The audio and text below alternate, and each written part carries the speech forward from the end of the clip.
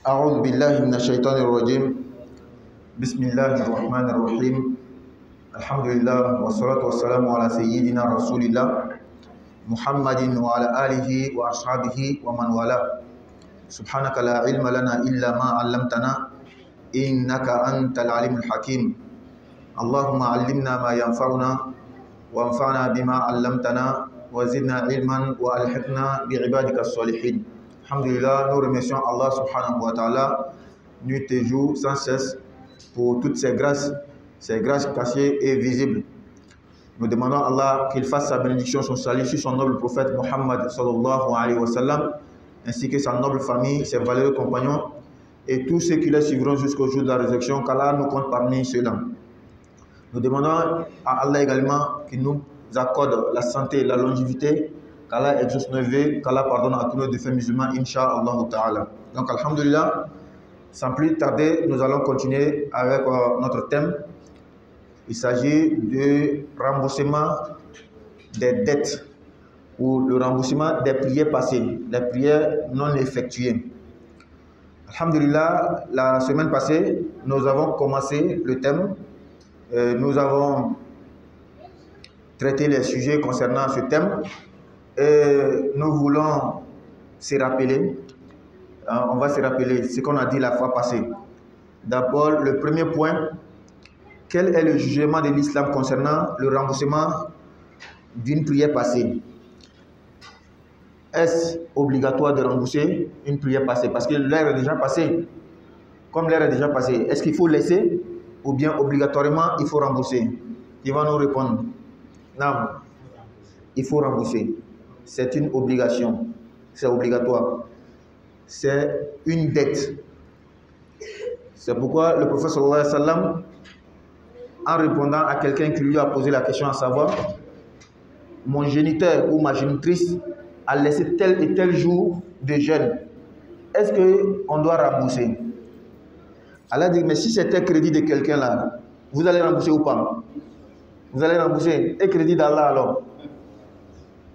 C'est le crédit d'Allah qui est mieux placé quand on rembourse. Donc une prière obligatoire, on doit rembourser obligatoirement. On peut rembourser, on doit rembourser. Et pour appuyer, le prophète sallallahu alayhi wa sallam va nous dire un hadith, man nasiya salatan falyusalliha. Celui qui oublie une prière, qu'il la rembourse.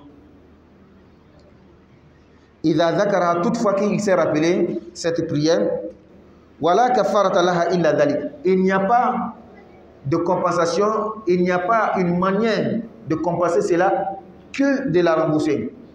Astaghfirullah ne peut pas prendre sa place. Il n'y a aucune action qui peut prendre la place. Tu as manqué la prière des jours, il faut rembourser la prière des jours. Qu'Allah donne la bonne compréhension.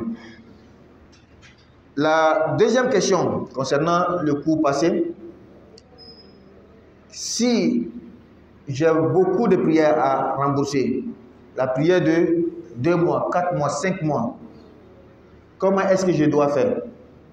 Est-ce qu'il faut faire tout en même temps? Ou bien il y a une manière de rembourser conformément au principe de l'islam, l'allègement de la pratique de la religion même pour les musulmans? Qui est-ce qui va nous répondre? À part, bien sûr, M. Barry. Non, mais là, 5 jours. On rembourse 5 jours. La prière de 5 jours. On rembourse la prière de 5 jours en combien de jours? En une journée. Quand on a beaucoup de prières à rembourser, l'islam ne nous dit pas forcément il faut rembourser toutes ces prières-là en une seule journée. Non, non, non. Mais il y a un nombre minimum qu'on ne doit pas descendre. Il s'agit de rembourser la prière de 5 jours en une seule journée. Là, c'est une idée. Mais comment il faut faire? Qui est-ce qui va nous détailler un peu? Parce que quand il laisse comme ça, ce n'est pas compréhensible. Et on a bien expliqué la fois passée. Qui va nous aider? On dit quand il y a beaucoup de prières, un musulman, il a fait 1 mois, il ne prie pas. Il s'est repenti. Il veut rembourser les prières de 1 mois. 5 fois 30, ça fait 150. Donc la prière de 150 prières, il doit rembourser. Comment est-ce qu'il doit rembourser? Au minimum, il doit rembourser la prière de 5 jours en une seule journée. Mais comment est-ce qu'il va faire? Oui? Quand oui, la prière de Asr. Quand il prie Asr d'aujourd'hui, il prie 5 Asr pour ajouter. Quand c'est Maghrib, il prie 5 Maghrib pour ajouter. Et c'est comme ça les autres prières. C'est-à-dire aujourd'hui, là, dimanche d'aujourd'hui, Fajr, quand il a prié Fajr, il va prier 5 Fajr pour ajouter. Donc ça fait 6 Fajr. Mais il y a un qui ne compte pas. Ça, c'est pour aujourd'hui. L'heure des jours, il fait 5 jours pour ajouter jour d'aujourd'hui. Asr comme ça, Maghrib, Isha. Le soir, tu vas voir qu'il a remboursé la prière de 5 jours comme ça.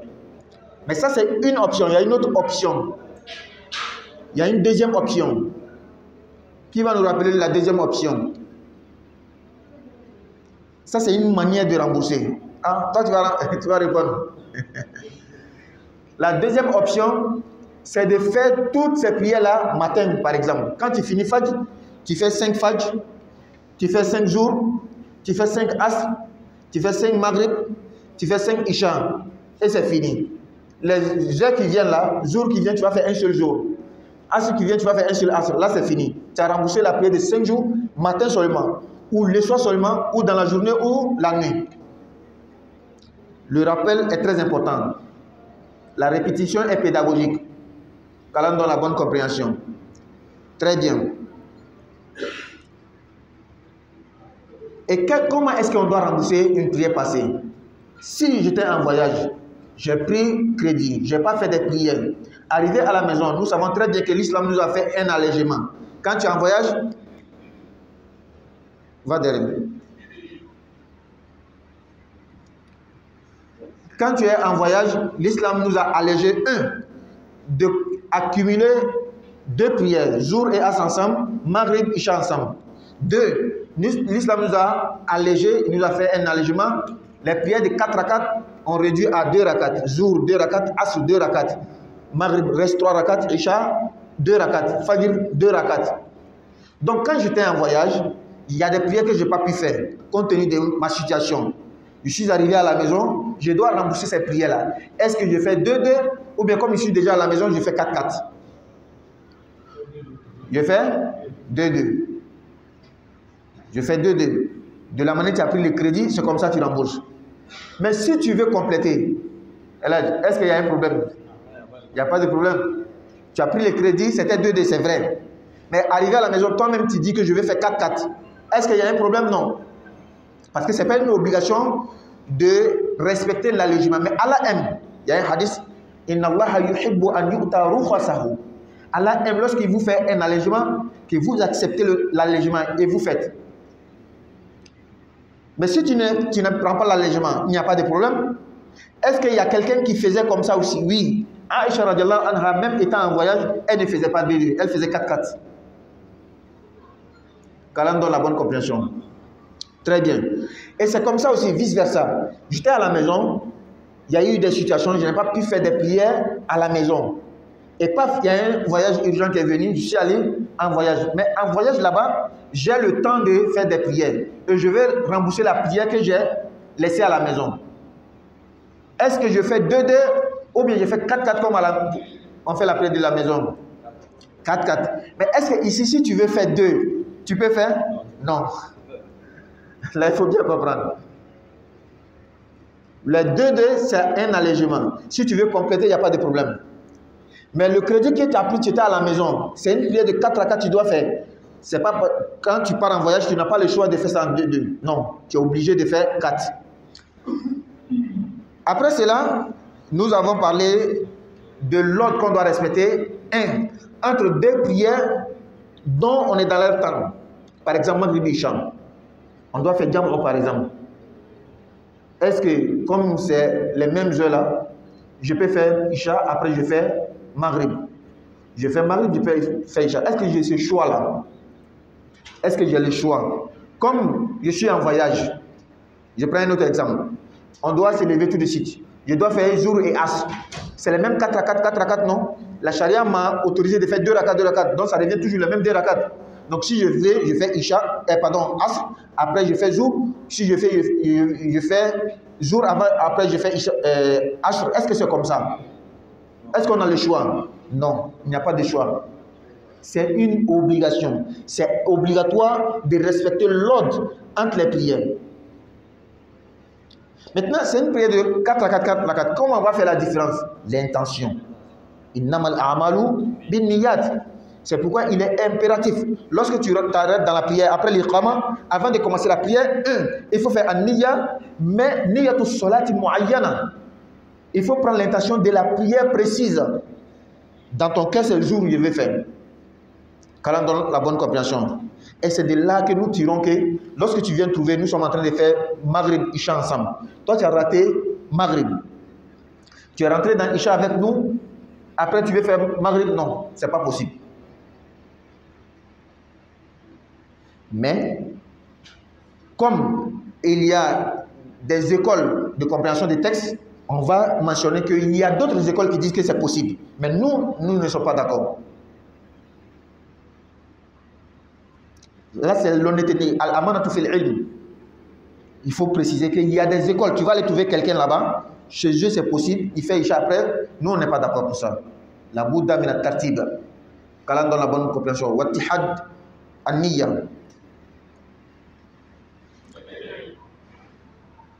Voici ce que nous avons dit, mais précisément on va revenir sur le dernier point bien expliqué encore. إذن والترتيب بين الحاضرتين وبين اليسير الفوائت مع الحاضرة واجب مع الذكر. Il est obligatoire de respecter l'ordre entre les prières. Quand tu n'as pas fait Zohr, tu n'as pas fait Asr, tu n'as pas fait Maghrib, tu veux faire la prière de ces 3 prières-là, il faut commencer forcément par Zohr. Ensuite, il faut faire Asr, ensuite il faut faire Maghrib. C'est obligatoire. Il y a un hadith du prophète Muhammad sallallahu alayhi wa sallam dans la bataille de Al-Khandaq, la bataille des fossés. Ce jour-là, c'était chaud sur les musulmans. Les gens, les tribus d'Arabes sont venus en masse pour venir exterminer le prophète sallallahu alayhi wa sallam et ses compagnons. Ils venaient de partout.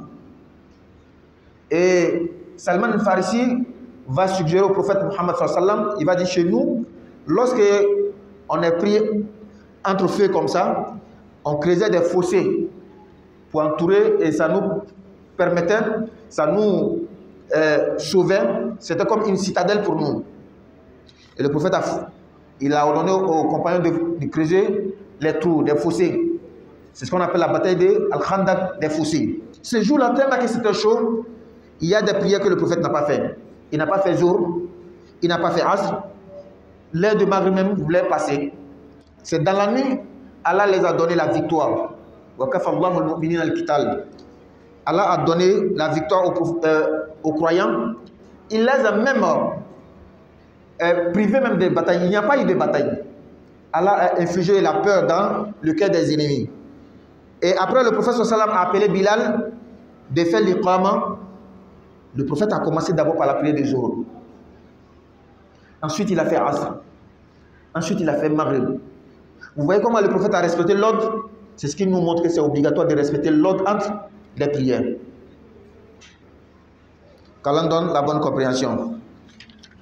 Ça, c'est d'abord, la règle nous dit que chaque prière, même si tu es dans son heure, la prière de Zohr et Asr, il se retrouve dans une même heure.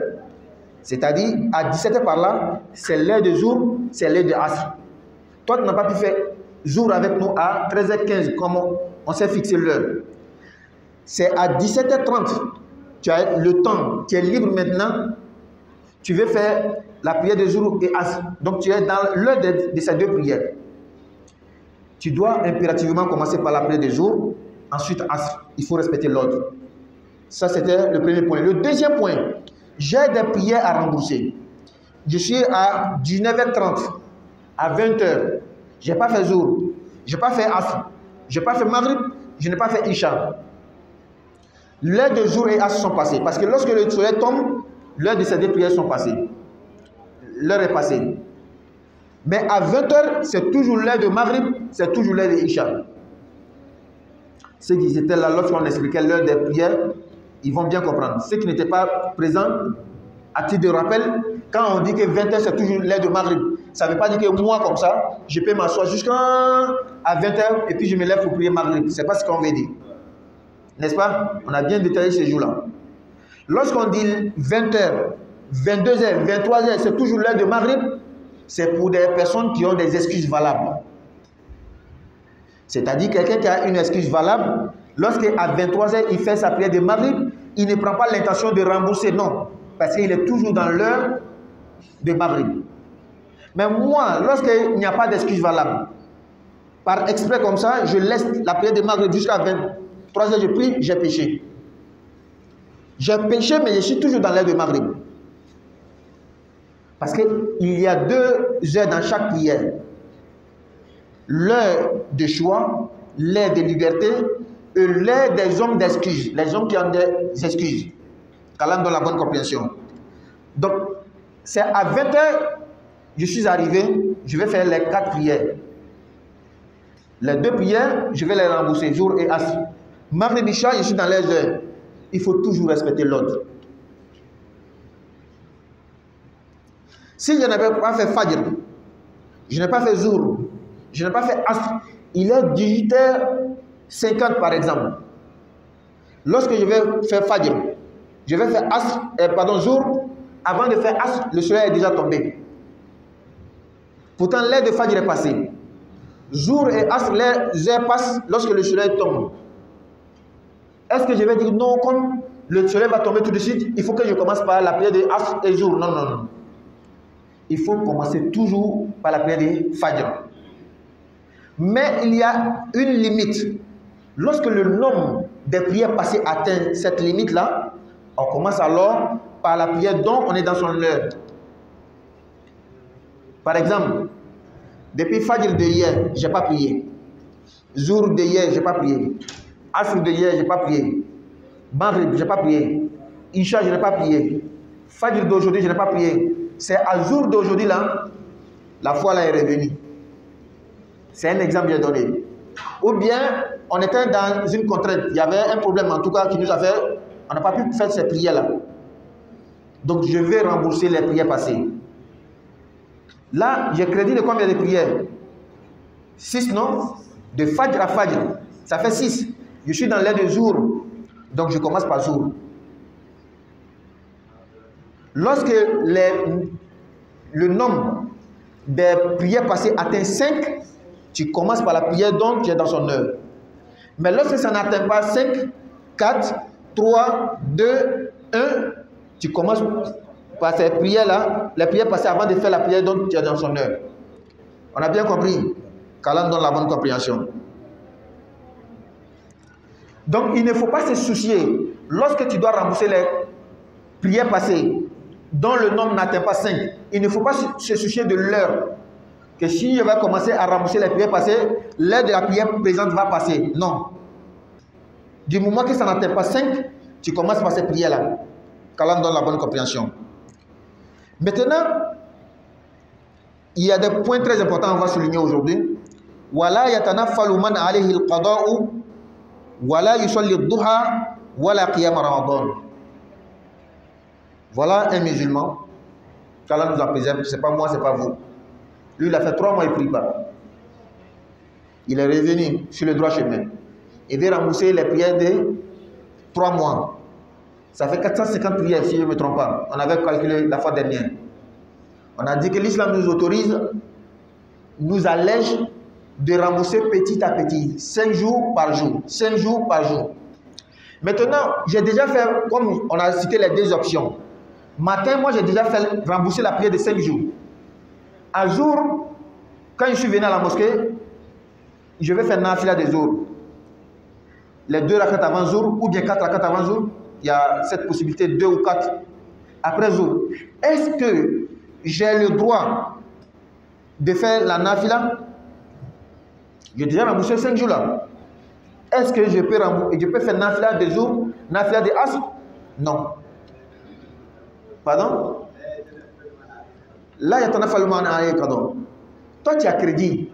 Le crédit, là c'est obligatoire. Nafila, ce n'est pas obligatoire. Le temps que tu as pour faire nafila, là, il faut prendre pour diminuer ton crédit.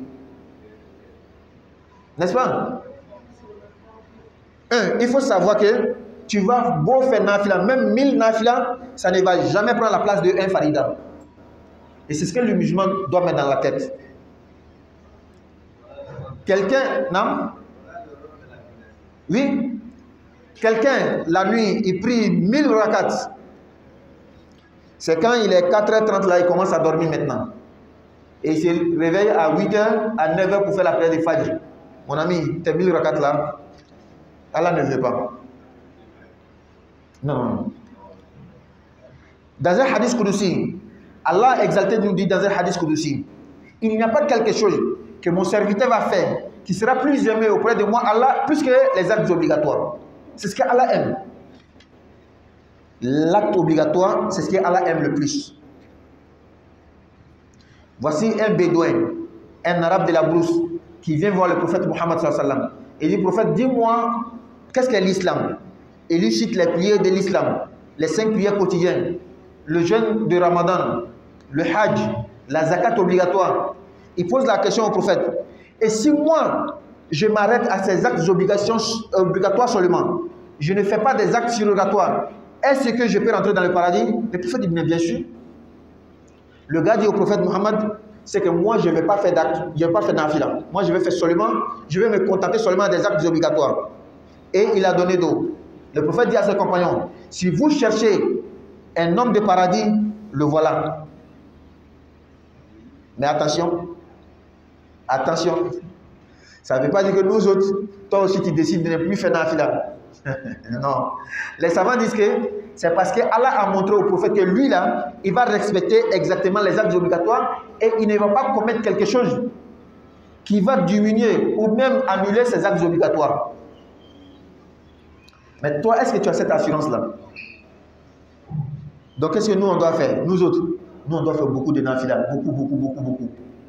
Mais on commence par quoi? Par l'acte obligatoire. C'est ce que Allah aime. En fait, pour que Dieu même te considère comme son serviteur, il faut poser d'abord ses actes obligatoires. Il faut s'acquitter des actes obligatoires. Maintenant, pour que Dieu t'élève en degré, parce qu'il y a des degrés, pour que Dieu t'élève en degré, c'est les actes surrogatoires.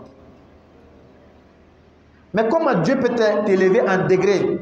Pourtant, il ne te considère même pas encore d'abord comme son serviteur. C'est l'acte obligatoire qui te fait que Dieu te considère comme son serviteur. Maintenant, pour qu'il t'élève en degré, il faut les actes surrogatoires. Donc, nous revenons pour dire que quand tu as des crédits, toi, tu ne fais pas nafila. Tu as fait les... Et puis, nous avons dit que le minimum, on rembourse la prière de 5 jours en une seule journée. Ça, c'est le minimum. Si tu as le temps de faire 6 jours, 7 jours, 10 jours, qu'est-ce qui t'empêche? Qu'Allah donne la bonne compréhension. Donc, celui qui a des crédits, des prières, lui ne se préoccupe même pas des nafilas. Ici, il va nous préciser des nafilas qui sont très importantes. La prière de Duha. Le nafila de Duha. C'est une prière qu'on fait le matin, lorsque le soleil sort. Une fois que le soleil s'est déjà levé, la prière, l'heure de Duha a commencé. Jusqu'à ce que le soleil va atteindre le génie, le milieu du ciel. Tout ça, c'est l'heure de Duha. Il y a 2 appellations. Souvent, ça mélange certaines personnes. Salat al-Shuruq, Salat al-Duha. Les deux sont pareils. La farqa bayna Salat al-Shuruq wa Salat al-Duha. Il y a une prière, une nafila qu'on appelle Salat al-Shuruq. La prière de lorsque le soleil se lève. C'est la même prière là qui est la prière de Duha. Qu'Allah donne la bonne compréhension. Donc, la prière de Duha, c'est très très importante. Salatul Awwabin, c'est la prière des gens qui veulent se rapprocher d'Allah. Quand tu veux devenir ami de Dieu, quand tu veux devenir l'élu d'Allah, tu veux te rapprocher d'Allah, celui même qui est dans le même hadith que nous avons dit, que ce que Dieu aime chez son serviteur, c'est de poser des actes obligatoires. Ensuite, mon serviteur ne va cesser de se rapprocher à moi, Allah, que par des nafilas, jusqu'à ce que sa main devient la mienne. Lorsque ta main devient la main de Dieu, quand tu tapes, tout le monde sait que ce n'est pas simple. Qu'Allah donne la bonne compréhension. Donc parmi les prières, les nafilas qui rapprochent l'homme d'Allah, il y a Salat al-Duha dedans. C'est très très important cette prière. Chez nous, on disait que les jeunes ne font pas ça. N'est-ce pas? Nos parents nous disaient que les jeunes ne doivent pas faire la prière de Duha. C'est vrai, mais pas totalement vrai. Il y a une sagesse dans la parole. La prière de Duha, c'est une prière qui se fait le matin. C'est une heure, on se cherche. C'est l'heure de travail. N'est-ce pas? Les parents, 60 ans, 70 ans, généralement, ils ne vont pas ailleurs, ils ne vont pas quelque part. Ils sont toujours à la maison. Lui, il peut faire toute sa vie, même un jour, il ne va pas rater la soirée de Duha. Mais toi, jeune, 20 ans, 25 ans, 30 ans, tu te cherches d'abord. Tu veux être stable financièrement. Ce n'est pas facile que quand tu vas commencer, tu vas être assidu dedans. Il y a des jours que tu vas manquer. Or, le prophète sallallahu alayhi wa sallam, dans un hadith, dit Ya Abdallah, la takun misla fulan, kana yaqum min al-layli fatarak. Abdullah, ne sois pas comme un tel qui s'est levé la nuit pour prier et il a laissé. C'est-à-dire, c'est vilain à voir, spirituellement parlant, que quelqu'un, il fait des prières surrogatoires, des actes surrogatoires, ce n'est pas obligatoire, mais il laisse après. C'est vilain à voir. Je n'ai pas dit que c'est un péché. Et à la base, l'acte même est surrogatoire, ce n'est pas obligatoire. Donc quand tu fais, après tu laisses, il n'y a pas de péché dedans, mais en tout cas, ce n'est pas un bon signe. Le bon signe, quand tu commences une bonne action, il faut continuer. Pourtant, tu es jeune, tu es appelé à te chercher, il y a des voyages, il y a d'autres choses. N'est-ce pas? C'est à cause de cette sagesse-là que les parents disent que le jeune ne doit pas faire. Sinon, si tu veux, tu fais. Quand les occupations viennent, tu laisses, il n'y a pas de problème. Qu'Allah nous donne la bonne compréhension. Et peut-être même, non, au sens. Alaykoum salam. Est-ce qu'avec la nouvelle technologie, Oui. est-ce qu'on peut savoir l'heure exacte de la salat du Duha? L'heure exacte de la salat du Duha. Le sens dit que, est-ce qu'avec la modernité, la technologie avancée, on peut connaître exactement l'heure de la prière de Duha? Même depuis dans le temps, avant la technologie, l'heure exacte de Duha est connue. Pourquoi? Parce qu'une fois que le soleil s'est levé, toi-même tu as vu le soleil, on va dire 30 minutes après, parce que les savants nous disent que quand le soleil se lève, il ne faut pas prier au moment où le soleil est en train de se lever. 30 minutes après que le soleil s'est levé, déjà l'heure de Duha a commencé. Donc tu as le choix. L'heure s'étend maintenant de cette heure jusqu'à ce que le soleil arrive au génie. C'est même chose comme la prière de Witr. Lorsqu'on te demande l'heure exacte de la prière de Witr, dis simplement que depuis après la prière de Isha jusqu'à l'apparition de l'aube, c'est l'heure exacte de Witr. Maintenant, il y a l'heure la plus aimée auprès d'Allah. C'est à la fin de la nuit. J'espère que j'ai répondu à la question. C'est une heure qui se tend. Ce n'est pas une heure fixe. Non. Depuis que le soleil s'est levé, jusqu'à le soleil va arriver au génie. Tout ça, c'est l'heure de Duha. Le génie, quand je dis génie, toujours j'explique. Quand le soleil est au milieu du ciel. Et ce n'est pas une heure précise. Il faut juste, on avait une fois expliqué ça ici. Lorsque tu t'arrêtes comme ça, regarde l'ombre. Quand tu vois que l'homme ne va pas vers le couchant, ni vers le levant, tu es arrêté sur l'homme, le soleil est au génie. S'il n'y a pas de soleil, maintenant, avec la technologie qui va nous départager. Et même, regardez, les gens des villages là, sans la technologie, ils connaissent toutes les heures. Les gens du village, peut-être c'est nous, les gens de la ville, on ne connaît pas quand il n'y a pas de soleil. Mais les gens du village, même quand il pleut, quand il n'y a pas de soleil, ils connaissent. À cause de quoi? Il y a des cris des oiseaux. Hein? Les poulets, les cris des oiseaux, il y a un vent qui souffle, ils connaissent. Il va te dire, un papa de village qui maîtrise bien la nature, il va te dire qu'il est 9 h. Quand tu vas regarder la montre, c'est 9 h. N'est-ce pas? Bien, donc, quand il n'y a pas de soleil, donc il y a la fraîcheur, là tu peux te référer à la technologie. Et pour ce faire, instantanément, nous avons des applications, les calendriers qui nous montrent, dans cette période-là, dans cette semaine, en tout cas, le jeûne, c'est entre midi 30, 11 h, 11h45, en tout cas c'est comme ça. N'est-ce pas? Qu'Allah dans la bonne compréhension. Non. Et l'heure la plus demandée dans la période de Duha, parce que quand on parle de Duha, il y a la chaleur dedans. Ah, pourtant, parfois à 8 heures, le soleil s'est déjà levé. Mais est-ce qu'il y a la chaleur dedans? Non. Donc quand on parle de chaleur, c'est peut-être à 10 heures, à 11 heures. Ça, c'est l'heure la plus aimée. Sinon, tu peux faire depuis 8 heures, 8h30. Et je n'ai pas regardé dans ce temps-ci là, mais je pense que depuis 6 heures par là, le soleil s'est déjà bien levé. Quand on donne la bonne compréhension. Même à 6 heures, si tu es sûr que le soleil est déjà levé à 6 heures, 30 minutes avant, tu peux faire ta prière de Duha. Il ne faut pas attendre jusqu'à 11 heures. Mais si tu attends à 11 heures, là, il fait bien chaud, c'est l'heure qui est bien demandée. Donc la prière de Duha est très importante. Elle est appelée Salatul Awwabin. Allah dit dans le Coran, il a qualifié son bien-aimé Ibrahim, Innahu kana awwaban. Innahu awwab. C'est un serviteur qui se répand beaucoup. Donc la prière de Duha est considérée comme la prière de ceux qui se répandent beaucoup vers Allah. Qu'Allah donne la bonne compréhension. Mais quand tu as des crédits des prières, il faut laisser tomber Duha. Il faut rembourser les crédits. Également, Wala Qiyam Ramadan, la prière de Tarawih. Pendant le Ramadan, après la prière de Isha, nous faisons la prière de Tarawih, les nafilas de 12 rakats. Ajouté à 8, ça fait 13 rakats.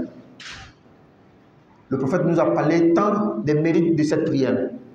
Man qama Ramadan imanan wa ihtisaban ghufira lahu ma taqaddama min dhanbi. Celui qui fait la prière de Ramadan, c'est-à-dire les 12 rakats que nous faisons après la prière de Isha pendant le Ramadan, celui qui respecte cela, Allah lui pardonne tous ses péchés antérieurs. Mais quand tu as des crédits, les 12 rakats là, il faut prendre pour rembourser tes crédits. Il faut laisser tomber la prière de Tarawih. Dans 12 rakats, il y a combien de 4 rakats? Il y a 3, non? Prends, tu vas faire ton jour, ton as, et puis ton Isha de peut-être hier. Qu'Allah donne la bonne compréhension. Mais est-ce que toutes les nafilas sont pareilles dans ce sens-là? Non. Il y a deux types de nafilas. Il y a les nafilas légères, il y a des nafilas bien accentuées qu'on appelle as-sunnatul mu'akkada. Donc ça c'est une exception. C'est pourquoi l'exception des nafilas que tu peux faire même si tu as des crédits, c'est-à-dire quand tu as remboursé la prière de 5 jours aujourd'hui, il y a des nafilas que tu es autorisé à faire. On va citer Ash-Shaf'u wal-Witr. Les Shaf'u wal-Witr là, c'est une nafila. Et ici, il y a des personnes souvent qui nous posent la question à savoir, est-ce que Shaf'u wal-Witr là, c'est obligatoire ou bien c'est sunnah? C'est seul le mazhab Hanafi qui dit que la prière de Shaf'u wal-Witr est obligatoire. Les trois autres disent que non, c'est pas obligatoire. Donc nous sommes d'accord avec les trois autres. Shaf'u wal-Witr, c'est pas obligatoire. Mais toi, musulman, il ne faut pas faire ton travail de laisser la prière de Shaf'u wal-Witr. Ce n'est pas un bon signe. Quand on dit que ce n'est pas un bon signe, ça ne veut pas dire que le jour de la révision, Dieu va te demander. Non. Mais Shaf'u wal-Witr, c'est vraiment un signe, un emblème de l'islam. Quand il laisse, ce n'est pas joli à voir. C'est ce qui a amené même les Hanafi à dire que c'est obligatoire. Donc, il ne faut pas laisser délibérément comme ça la prière de Shaf'u wal-Witr. Maintenant, quand quelqu'un il a des crédits à rembourser, lui il peut faire Shaf'u wal-Witr. Regardez, le prophète, même étant malade, il faisait Shaf'u wal-Witr. Même étant en voyage, il faisait Shaf'u wal-Witr. Donc, même si on dit que ce n'est pas obligatoire, est-ce que toi, tu ne vas pas te gêner à laisser ça? Et entre parenthèses, si tu n'as pas pu faire Shaf'u wal-Witr d'aujourd'hui, parce que toi-même, Fajr même d'aujourd'hui, là, tu as fait ça à 8 heures. En Shaf'u wal-Witr, là, comment est-ce que tu vas faire? Mais tu rembourses. Tu rembourses même à 8 heures, même à 9 heures, même à 10 heures. Tu rembourses la prière de Shaf'u wal-Witr. Si tu poses la question à savoir, est-ce que c'est obligatoire de rembourser? On va dire non. Ce n'est pas obligatoire. Parce qu'à la base, c'est une prière surrogatoire.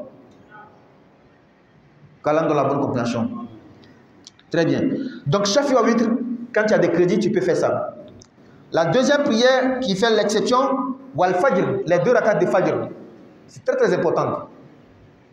Il ne faut pas se lever à la maison, tu as fait les ablutions, quand tu viens à la mosquée, toi toujours c'est comme ça. Quand tu te réveilles net, c'est l'ablution, tu viens à la mosquée, tu viens trouver qu'on a commencé Fajr, et puis c'est fini. Toi tu fais chaque jour 2 rakats, 2 rakats, 2 rakats. Il ne faut pas faire ça. Le prophète dit sallallahu alayhi wa sallam, raka'at al-fajr khayrun min ad-dunya wa ma fiha. Les 2 rakats de fajr, c'est-à-dire les 2 rakats surrogatoires de fajr, c'est-à-dire lorsqu'on dit as-salatu khayrun min an-nawm, on nous laisse 10 minutes encore pour faire la prière en commun, les 2 rakats en commun, n'est-ce pas? Les 2 rakats que chacun se lève pour faire individuellement, c'est ce qu'on appelle rakat al-fajr. C'est très très important, il ne faut pas laisser. C'est pourquoi même si tu as les crédits, rakat al-fajr, tu fais. Est-ce que rakat al-fajr c'est obligatoire? Non. Mais est-ce que comme ça, par paresse, par négligence, on doit laisser? Non. Qu'Allah donne la bonne compréhension. Non. Oui. Oui. Oui. Oui. Moi, interdit de faire? Est-ce que vous avez bien écrit? De Fajr là? Je ne pense pas que j'ai dit ça. Je ne pense pas que j'ai une fois dit ça. Attends, je vais reprendre. Peut-être qu'on s'est mal compris. L'heure de Fajr, de rakat al-Fajr, quand on dit as-salatu khayrun min an-nawm, c'est l'heure des 2 rakats de Fajr. Une fois on commence la prière en commun, il faut laisser. Maintenant, après la prière de Fajr, on ne fait pas. On laisse jusqu'à lorsque le soleil va sortir, on va rembourser. N'est-ce pas? C'est compris maintenant. Et même, j'ai fait khutbah ici pour dire que même il y a des écoles qui disent, même après la prière de Fajr en commun là, tu peux te lever pour faire. C'est pourquoi dans certaines mosquées, tu vas voir, quand on fait salam alaikum, il y a des gens qui se lèvent pour rembourser, d'autres ne remboursent pas. Toutes les 2 personnes sont sur une école théologique et il n'y a pas de problème. L'autre que tu vois, il ne rembourse pas après la prière de Fajr là. Quand le soleil se lève, lui va rembourser. Chacun a sa raison, chacun a ses preuves et ses preuves sont valables. Mais je n'ai pas dit que quand le soleil se lève net, on ne rembourse plus. Non. Hein? D'accord, qu'Allah donne la bonne compréhension.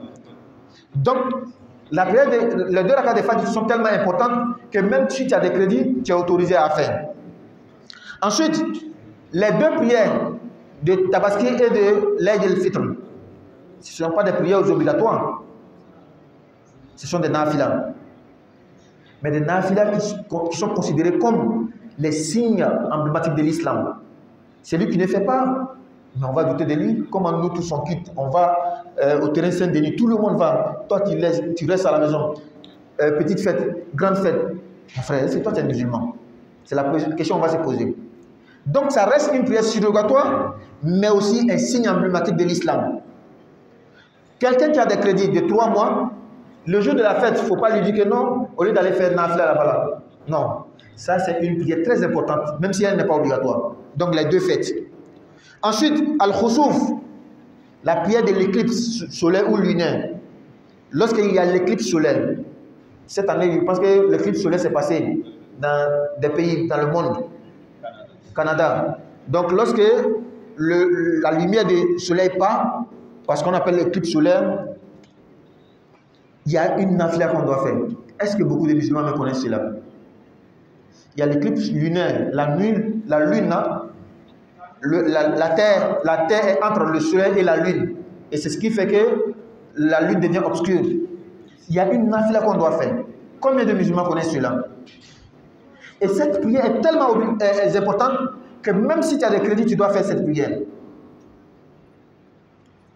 Lorsque le prophète voyait ces signes-là, il avait peur.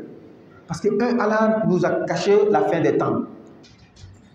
Il y a des gens qui pensent qu'il reste encore 2 millions d'années, Dunya va finir. Pourtant, personne n'a l'assurance. Ça peut être aujourd'hui, ça peut être demain. C'est pourquoi le décès du prophète aujourd'hui, c'est 1400 ans, peut-être, ou bien 1300 et quelques années. Mais le prophète, quand il voyait ces signes-là, il avait peur. Donc, il y a des nafilas à faire qui sont importantes. Qu'Allah donne la bonne compréhension. Il reste quelques règles, mais prochainement, on va citer ces règles-là. Non? Alaykoum salam. Oui. Le nombre de rakats de nafila lorsqu'il y a l'éclipse solaire. Très bien. C'est 2 rakats, mais avec 4 coups. On va profiter pour dire.